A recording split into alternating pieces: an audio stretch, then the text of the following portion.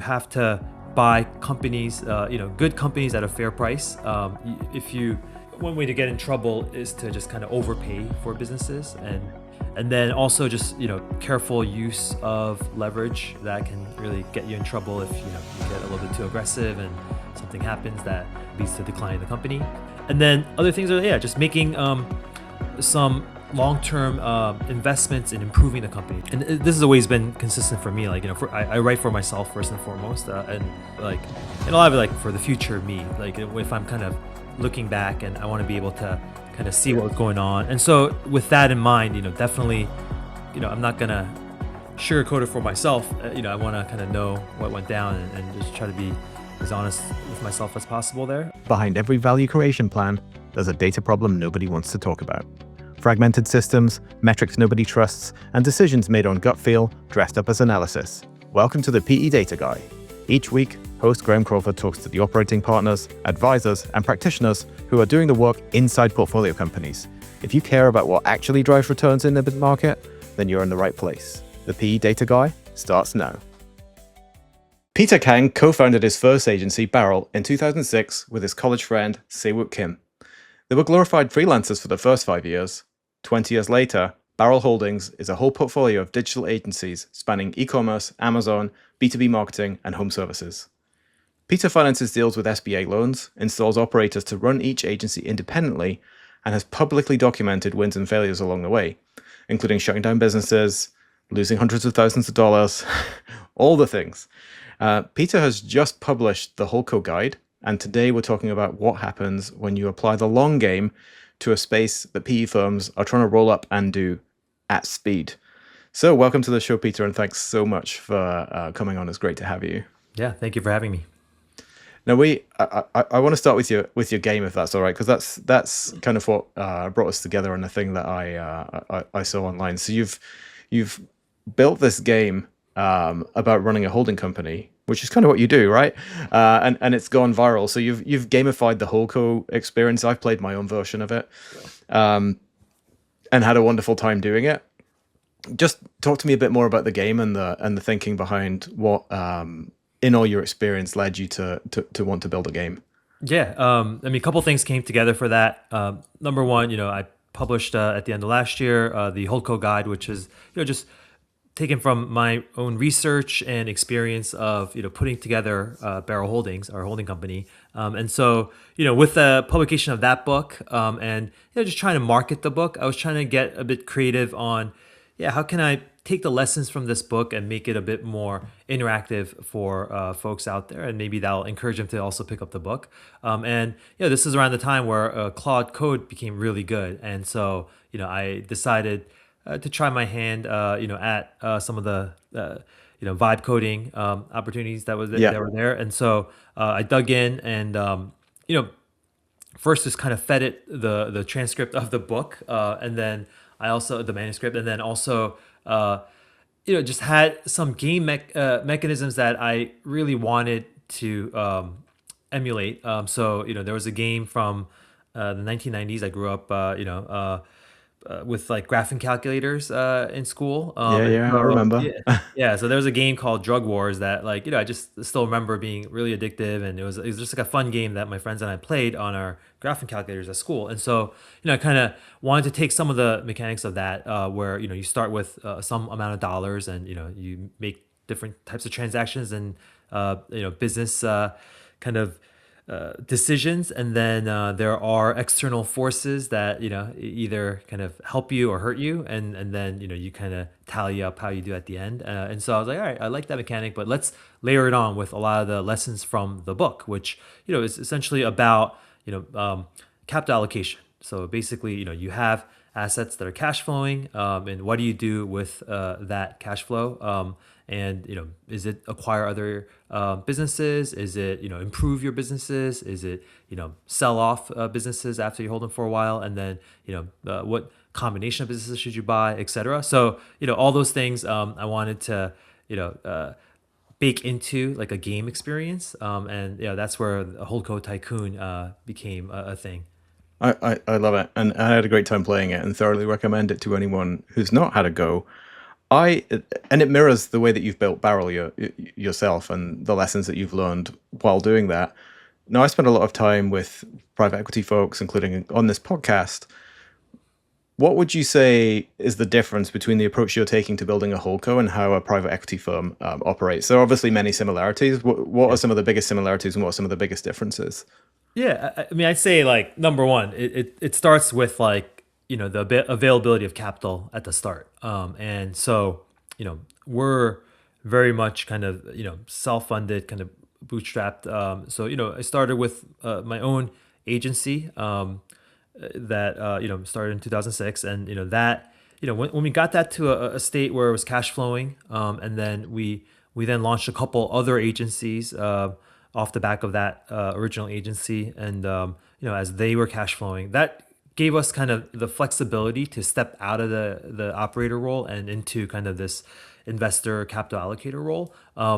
But that was like a long time coming. It was like not until a year 15 until we could like really Yeah. experiment with stuff, and it was really year 18 where we were able to go full time with it. And so I'd say it's been a more patient long term game as a result. And even there, like we're able to kind of, it almost feels closer to a funded search kind of like a entrepreneurship through acquisition journey versus like a private equity type of setup where it's no fund. We're not taking management fees off that fund. And if anything, we're just taking some portion of our cash flows from our existing operating companies and then using that to fund our activities.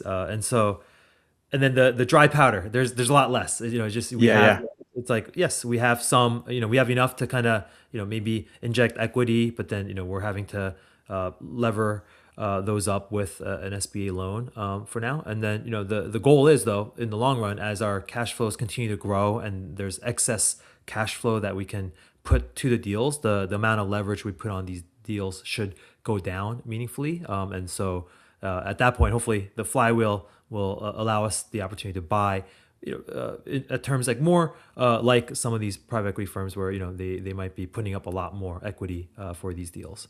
Yeah, with one big advantage, of course, as well, that you don't have investors to keep happy, other than yourself and say work, right? It's that's you have the freedom. You don't have a preset hold period. You're not running against the gun, and that must have some advantages to it as well.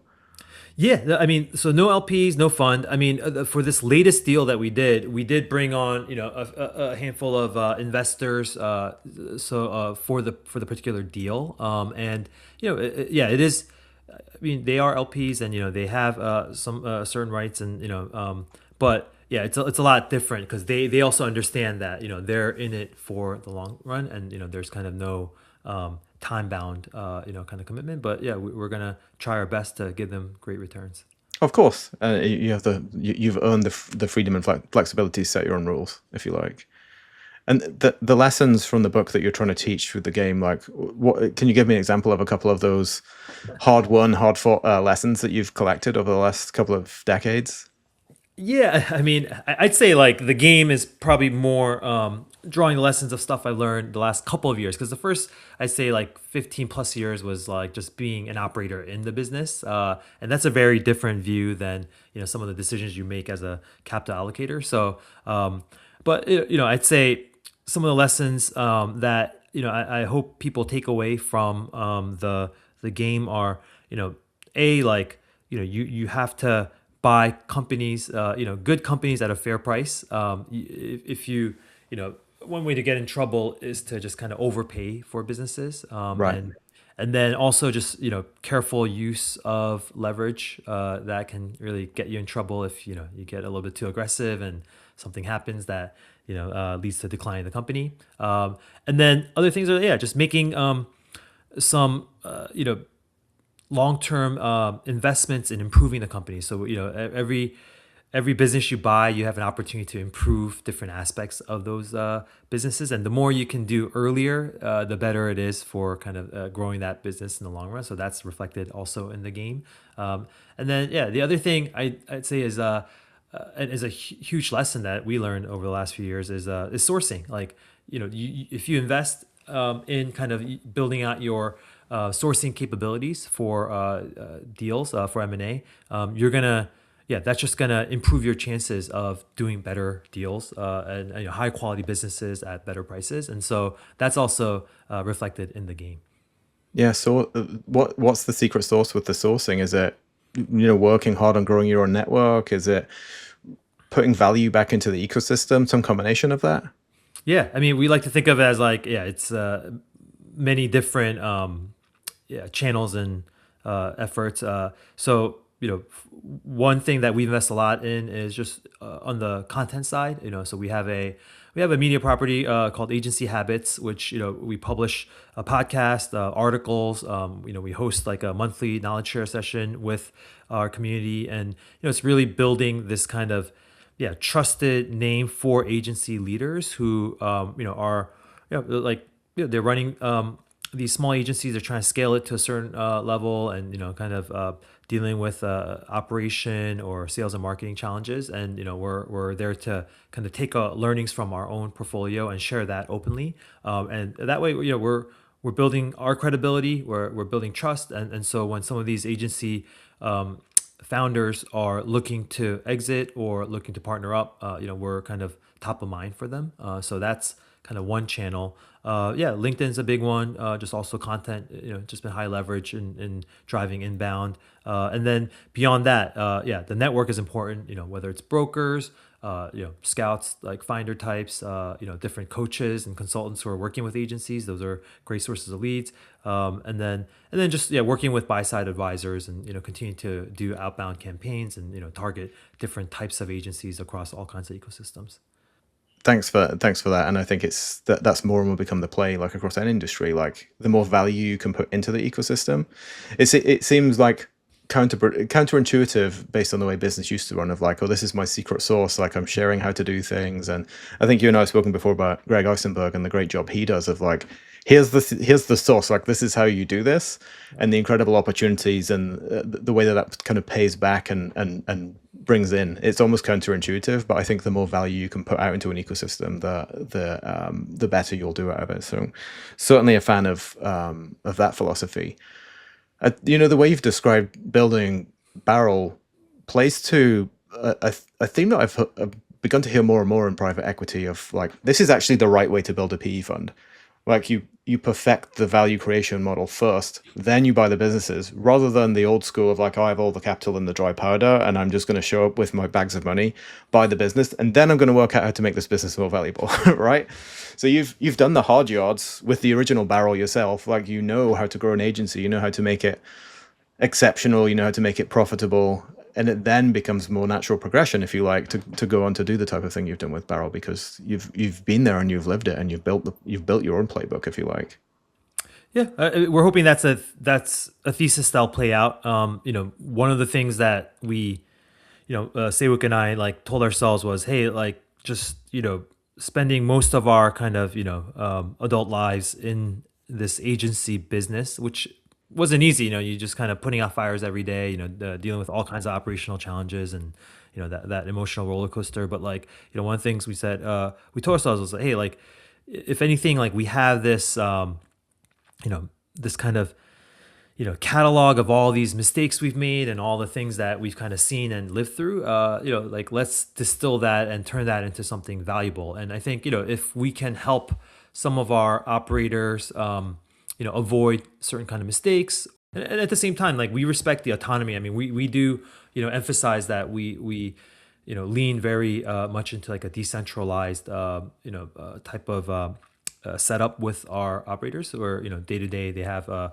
lot of leeway in the decisions they make, and we're more about bringing accountability, goal setting, and then along with that some kind of light support, but by no means are we like overly prescriptive in any way, and we're not like parachuting in like operating partners or anything like that. It's more of a conversation and collaboration. Yeah, and here are our best practices. It's almost like you're building a community of agencies to some degree that can then learn from each other. Do you bring the group together to help the different companies learn from each other as well as learning from you? Yeah, so yeah, we have like a leadership summit every year. So that's an opportunity for the agencies to learn from each other, and we'll also bring in some experts to give some talks to the agencies to just get their thoughts going and inspire them to try different things. And then yeah, beyond that, like just organizing different kind of knowledge shares and sharing resources, and then yeah, we always trying to cross pollinate across agencies because a lot of times they might not always be talking to each other, but we meet with our agency leaders weekly, so we will kind of know what's going on, and we'll be like, hey, like what you're working on, actually, this other agency is kind of going through the same thing. You guys should kind of talk through and share what you learned, and that those kinds of moments really help them, arrive at better solutions together. Cool. Yeah, it's the definitely the community part is a really cool aspect if you can bring it together and facilitate that the right way. It's just another layer of value add that you can put on, and the rising tide lifts all boats, if you will. One of the elements of that rising tide, of course, in the last couple of years has been AI. We talked about the huge advances in Claude Code this year alone. You have a bunch of different types of agencies, as I understand. So marketing, if you've got home services and other types in there as well. Two-part question. Do you think certain types of agencies are going to have to adapt more to AI versus others? And what ways have you been able to apply AI to sort of create value across the agency, regardless of the vertical that it sits in? Yeah, no, I think just to the latter part, I think every agency, is right, just like with any business, is right for, AI, yeah, AI to have an impact on day to day operations, and that it starts with like simple things like there's easier ways now to make use of all the data that the agency collects throughout the day, whether that's messages in Slack, all the calls that they're having with their clients, and just so much data that just kind of had lived in siloed ways in the past are now suddenly unlocked and can be used in more interesting ways. So that's been very exciting. And then taking that and then kind of creating different automation flows for different workflows across the business, whether that's on the sales and marketing side, it's on the delivery side, or it's even on the finance and legal side. So we're just there's always some kind of new exciting kind of workflows developing almost like on a weekly basis, and that's been really cool to see. And then yeah, just I think for the types of agencies and how AI has impacted them, I think it's all highly disruptive, and it's just our job to kind of keep up and keep experimenting.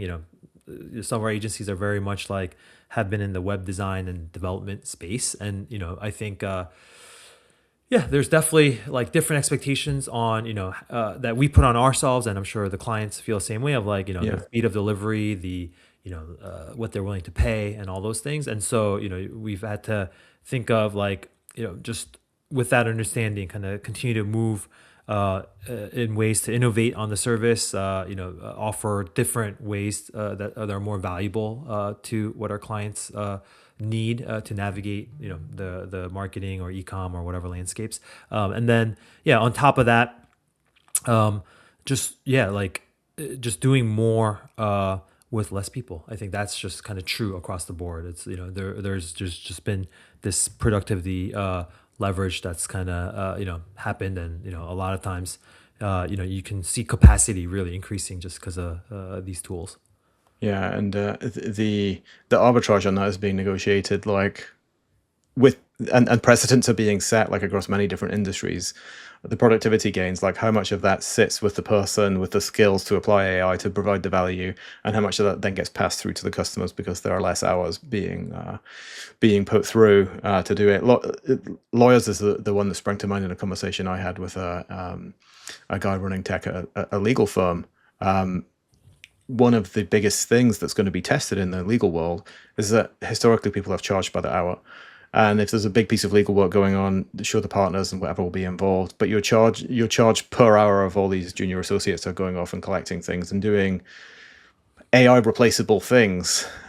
So when lawyers have for hundreds of years charged by the hour, how easy is it going to be for them to pivot to a value-based pricing model where they retain margins? Tough when there's 200 years of it not being done like that sitting behind it. Yeah, I mean, I think that shift is going to be, and it's not uncommon in our world where a lot of our agencies and some of our agencies are still kind of navigating that as well. Like there's still some that are very much based on the hour approach, and I mean, we'll push for kind of more innovative ways of pricing and packaging these services, but sometimes these things take a while to play out. So we're not we'll let them, for some of these folks who are like not so proactive in adopting these new things, that the market will eventually kind of force their hand. Nudge them along. Yeah. Yeah, but at the same time, like the hourly model, I think, like we've poo-pooed on it for over a decade across our businesses, and so like I don't know, there's a resiliency to it, and even with AI, I think like I don't see it completely being eradicated. Yeah, it incentivizes. In some settings, it incentivizes the wrong behavior, right? It incentivizes you to Oh take yeah, longer to do the totally. work, right? If the contract isn't set up right with the right success criteria. Yeah. I have a data question for you now. Obviously, you're looking at potential acquisitions fairly regularly. There are some obvious data points I'm sure you look at: the revenue, the growth, the EBITDA, operating costs, profitability. What are some non-obvious data points that you look for when you're considering acquiring a company? Yeah, I mean, I think, and maybe this is pretty obvious for agencies, but yeah, we do look at like, client retention is huge. Especially like just year to year, like how much of the clients are they kind of retaining and growing. So net revenue retention is a metric that we look at pretty closely, and then yeah, just average client tenure also, and yeah, along with that, like I mean, client concentration is always a big one, but we tend to stay away from those that kind of have an issue there. So yeah, kind of self-select into ones that are likely to not have client concentration issues. And then, I mean, this is more qualitative, but we do look for like teams that have some amount of leadership capability beyond the founder, because we're not looking for like a completely flat team with the founder as the only kind of driving force. But yeah, if there's a good second in command who like is really you know has a respect of the team, and has a firm handle on the business, that's really helpful for us too. Just especially based on kind of the financing that we're using with SBA, like we do have to buy out founders and kind of transition them out of the business within a year. So that Right. that kind of leads to just looking for certain kind of businesses that have that characteristic. Yeah, that makes sense. And I've heard you talk about the importance of culture before, and this is a mistake that some PE firms have made over the years of overpaying for the numbers on paper without and underestimating how much the culture and the talent at that organization is driving those numbers. And then they come in, force a playbook, push out the talent and culture, and then wonder why the business got less valuable. Like, how do you talked about leadership? Are there any other ways that you kind of look for that or assess that when you're considering an acquisition? Yeah, I always think about like culture, is one of those things that, means a lot of different things to different people. And, I think for us, when we think about culture, it's, it really boils down to like, hey, like what are the kind of standards that are enforced in this company, and like, the leadership, like what are they, how are they modeling that for their team members? And then at the same time, like what are the tough decisions they're making to ensure that the culture is being enforced, right? The standards that they expect. And so, and I think a lot of times when you have you know acquisitions, mergers, like when you're bringing in different teams, or you're like absorbing, getting absorbed into the team that might have different standards and different ways, leadership models for their team. I think that's when it gets a bit challenging, where yeah, like sometimes it's not compatible. Like sometimes you have two very different, cultures that clash, and are kind of at odds with each other, and then that's Yeah. very confusing slash could be demoralizing for the team. And then those changes kind of have a way of yeah, like wearing down some folks, and you start to have some attrition of good people. And so I think those are all the reasons why, like, yeah, if you are not careful, and this is why, like, I think it's I mean, it's not always. I mean, there are definitely successful cases of roll ups, and Yeah, of kind course. of serial acquisitions and stuff. But I think the risk there is always like, yeah, you you risk kind of losing the secret sauce, the culture, those standards, the modeling of the leadership that made the agency special, and kind of had everyone rowing in the same direction. You risk losing that sometimes when you're not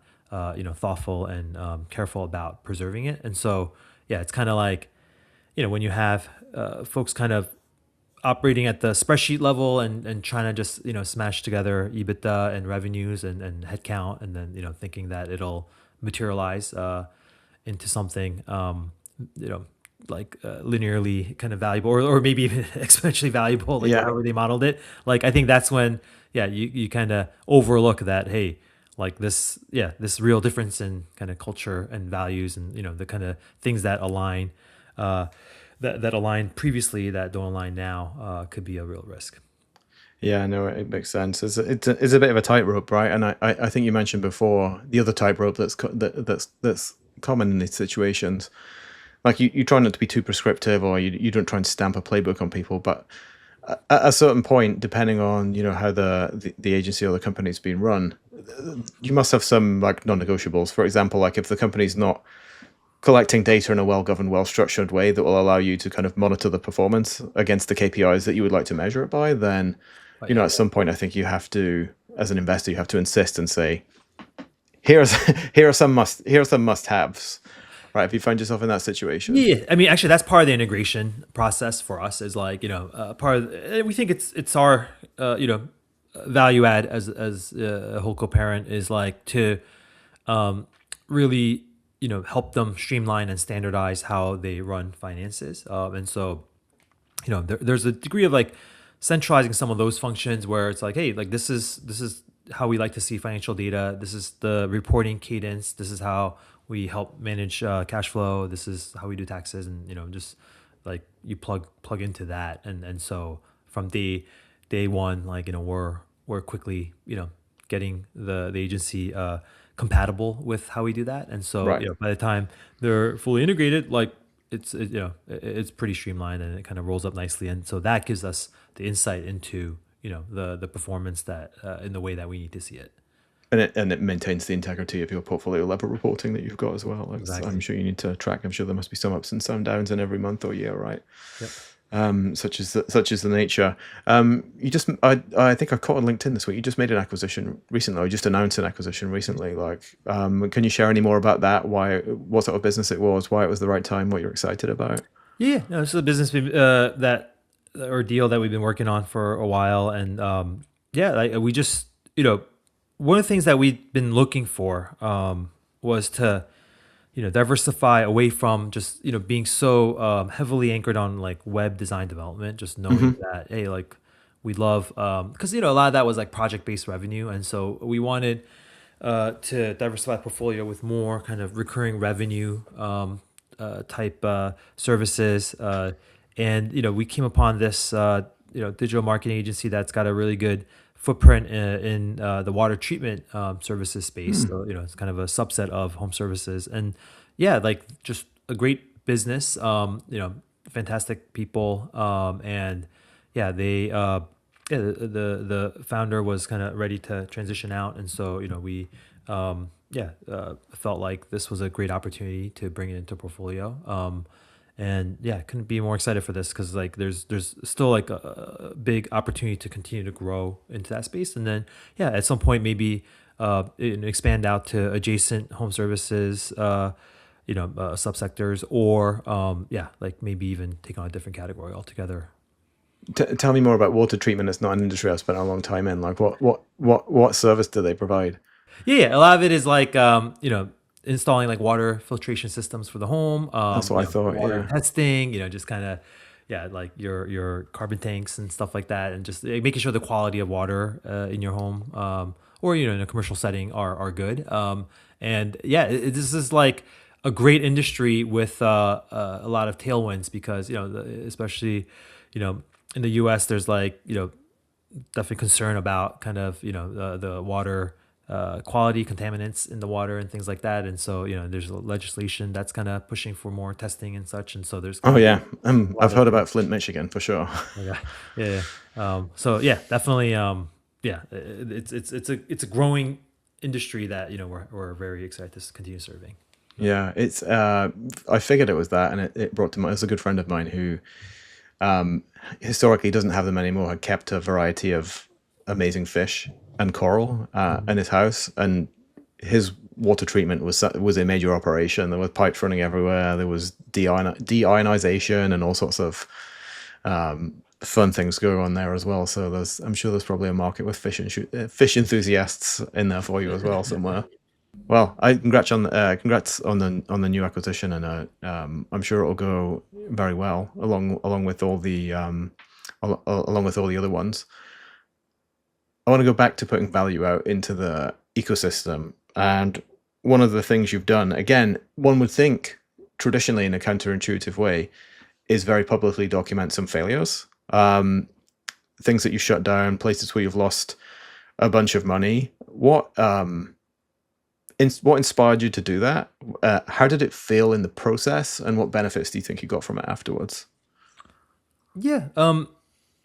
Well, so just to talk about like writing and publishing in general, just who it's for, first and foremost. So like I always and this has always been consistent for me. Like I write for myself first and foremost, and like and a lot of it like for the future me. Like if I'm kind of looking back and I want to be able to kind of see what was going on, and so with that in mind, definitely like I'm not gonna sugarcoat it for myself. I want to kind of know what went down and just try to be as honest with myself as possible there. So there's that, and in that spirit, I'm like, hey, if it's going to be useful for me, and the lessons that I can kind of write down, because a lot of these failures or things that don't quite work out, there's definitely lessons to be learned, and kind of things that I can reflect on and jot down, so that the next time a similar situation comes up, I can kind of avoid it. And I think that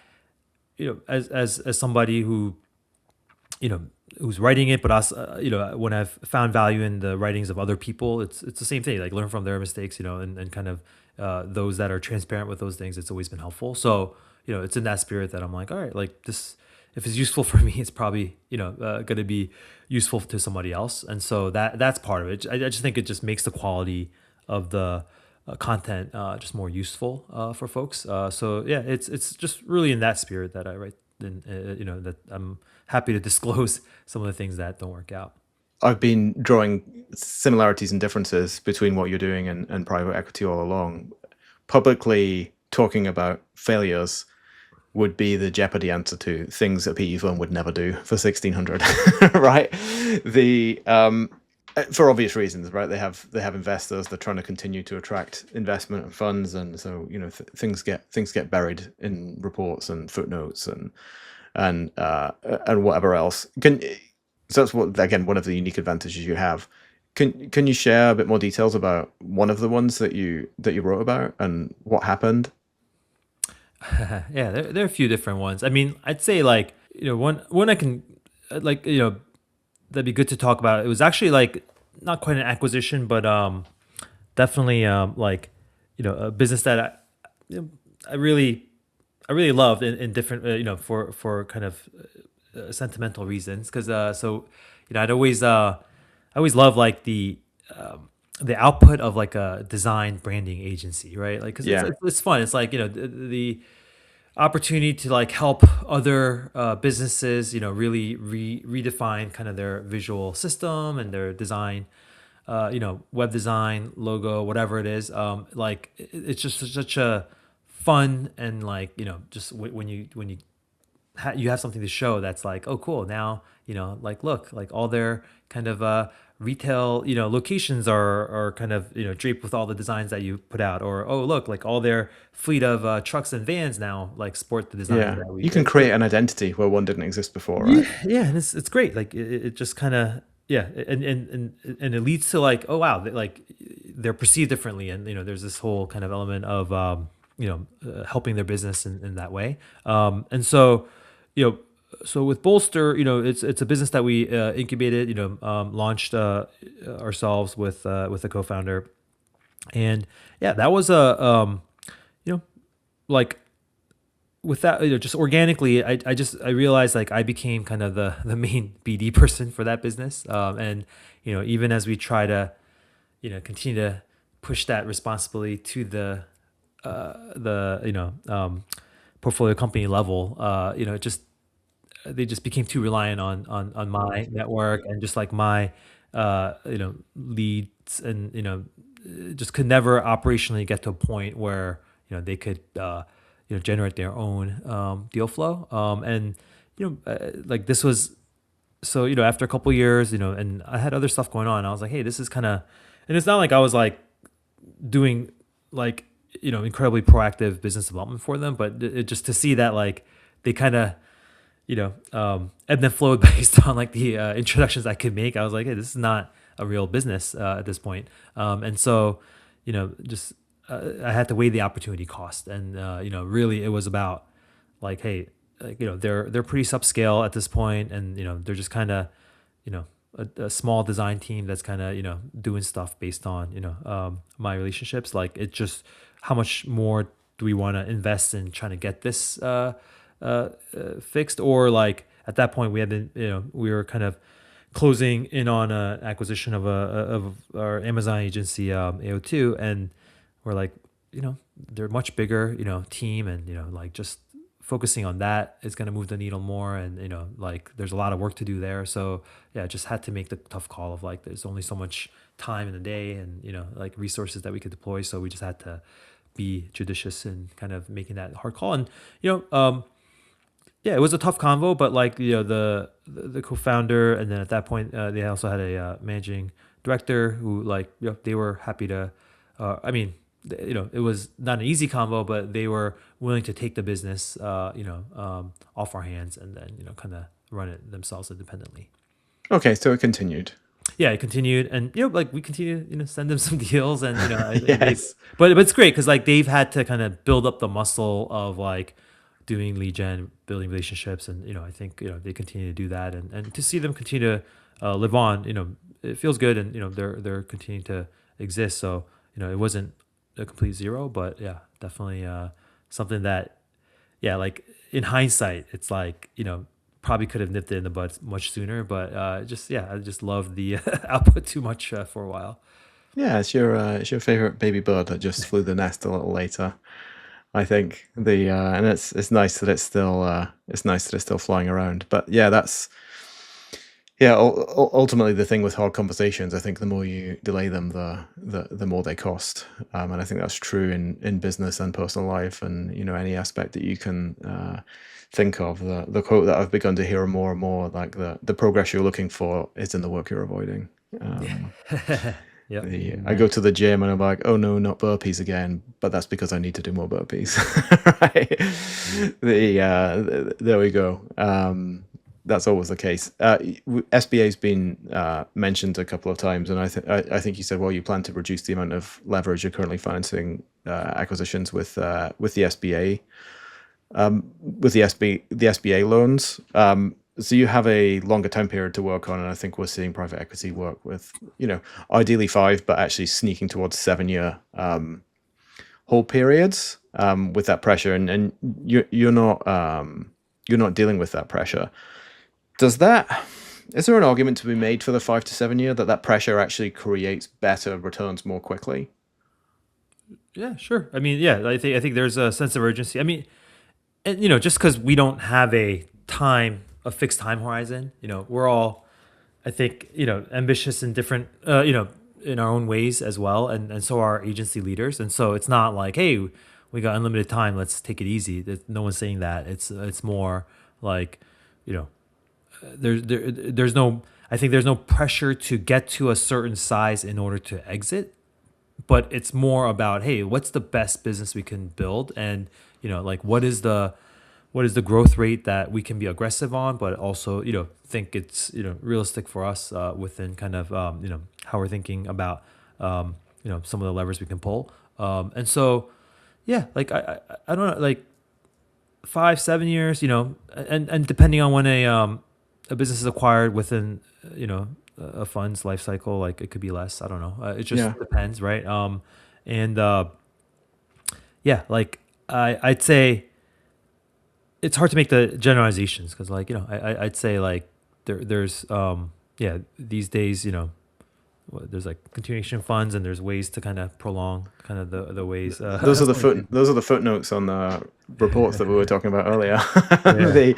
Yeah. In fairness, I want to ask the flip side of the question as well, right? Because sometimes a 5 year or even shorter timeline might drive some bad decision making that actually ends up destroying value rather than creating it. What are the sort of things that might happen, you think, under that pressure to destroy rather than create value because of the time pressure, so that it becomes a disadvantage? Yeah, I mean, the thing that comes to my mind is like, if you're so eager to, grow, let's say top line through, M&A, like inorganic growth, right? Like, is there, do you end up kind of, talking yourself into doing deals that, might not otherwise, kind of make sense, or just kind of overpay for companies? And so, yeah, that comes to mind of like, yeah, you kind of maybe get a little looser on the buying discipline, perhaps. So yeah, like I think, for us, I think just the constraint of capital plus like no pressure on the time side makes us like, we'll look at a lot of deals, but like a lot of things have to line up for it to make sense for us. And in the short term, it's kind of, yeah, like a lot of this growth is slow going compared to, let's say, a kind of turbocharged kind of roll up situation with the dry powder. But yeah, maybe in the long run, we can kind of emerge with some really good, yeah, like businesses that we've paid great prices for, that are performing well. So I'd say like it's probably along those lines of like some of the yeah, capital allocation decisions that folks make, that time's gonna pressure them into making. Yeah. Yeah. Yeah, and then, I think we're all familiar with the pattern of you push too hard on revenue, either organically or inorganically through M&A. You can end up killing the silent metric, the one that you talked about before, customer churn. Like if you increase revenue, but at the cost of customer churn and at the cost of the quality of work, actually you've created a death spiral rather than value creation, right? And that's the way it goes. So you've said that you intending to continue to grow Barrel, having previously done venture investing and angel investing yourself, and this feels like a better bet for you for longer term returns. Like what was it? Just the continued failure or the lack of the hit rate on the VC angel money that made you think that, or is it genuinely you enjoy and love this a lot more? I mean, it's more. Hey, look, we still have some. We're LPs in some funds, and we have some angel investments that hopefully will materialize in positive ways. So it's not all a zero, but I think it's less about kind of the, yeah, whether those have been successful or not, and it's probably more along the lines of like, yeah, the control, the visibility, and the opportunity itself, because it's kind of like in the past, like when we were just operating a single business, it was kind of like our universe of like, all right, like reinvesting into that business just felt very limited. Like we just were like, okay, like what do we, do we just put more into sales and marketing, or do we hire somebody or whatever? But like now, that aperture has kind of opened a bit more, where it's like, hey, we could buy a business. We can kind of we can maybe recapitalize something, or we can yeah, we can kind of turbocharge a company that's growing really fast and kind of help them in different ways. And so I think just having that capital allocator mindset is what really made me realize, okay, like all this excess capital that we had that was going to kind of random stuff, that looked fun, we can be disciplined about it and deploy it, and kind of, have more control over those returns. Yeah, in a way that grows cash flow as well. So yeah, that's great. Last question for you about talent. You mentioned the SBA terms usually result in the founder rolling off at some point, and we talked about you installing operators at some of these companies, or placing people into the companies. Again, I'm looking for a difference from PE funding here. Like, presume you don't just find your favorite golf buddy who used to work at McKinsey and put them in. Like, how do you source talent when you're looking for talent for people to come in and run these businesses in your portfolio? Yeah, I mean, just with the acquisitions, I think we've leaned more towards like how do we promote from within, at least into that leadership role, the CEO role, and then really identify like what the strengths and kind of the gaps are for that individual, and then surround them with other outside talent that can kind of come in and complement. So that's kind of because I think we learned early on from another deal that like yeah, just replacing the founder with somebody, from the outside outright without, and then just kind of springing that on the existing team. Kind of, it was really hard to win trust with that approach. So yeah, we've been a bit more cautious. I mean, I don't think it's always going to be that way. I can see a world in which, like, yeah, like as we kind of move away from SBA as the primary source of financing. This is going to give us some flexibility to keep the founder on for longer, maybe have them roll some equity and be more engaged for a longer period, and then we could maybe develop a successor in that period, or hire an executive who can then kind of earn that trust under the founder and then eventually take over. So And there's then going to roll be over, yeah. different. Yeah, there's going to be different approaches. I don't think there's a right or wrong way. It's just kind of right now, we've just kind of been lucky in promoting from within, for the time being. And I think you downplay what is actually a pretty nuanced and sophisticated talent management strategy that you've got there. And I think, like, if I recall earlier in a conversation, you talked about a strong number two being one of the things that you look for at a company, which obviously then underpins your talent management strategy and the thoughtfulness to set people up for success, right? Rather than like pin a CEO badge on someone and wish them luck, right? You're assessing their weaknesses and seeking to scaffold in the right places and complement them in the right places. I think that's one of the more kind of thoughtful, nuanced, and involved talent strategies I've heard. So much admiration for that, and I definitely wouldn't underrate it if I was you, because I don't think there's too many people out there putting that level of thought and control into it. So yeah, it sounds great to me. Time always flies when you're having fun. We've got a bunch of things that I want to direct people to. You've got your newsletter, your game. Where would people go to find these things and to stay connected with you? Yeah, probably best place is I have a personal site, peterkang.com, and and then also our Holdco site, barrel-holdings.com is the other site. So those are two places. Cool. I'm pretty active on LinkedIn, so you can find me All there. the links to all the good stuff from there. And Peter, it was a pleasure having you on, and really enjoyed another conversation with you. Thanks so much for coming on. It's great to have you. Yeah, thank you so much. All right, take care. Thanks for listening to the PE Data Guy, the place where private equity meets data. Please forward this episode to your favorite private equity friend. Thanks for listening. See you next time.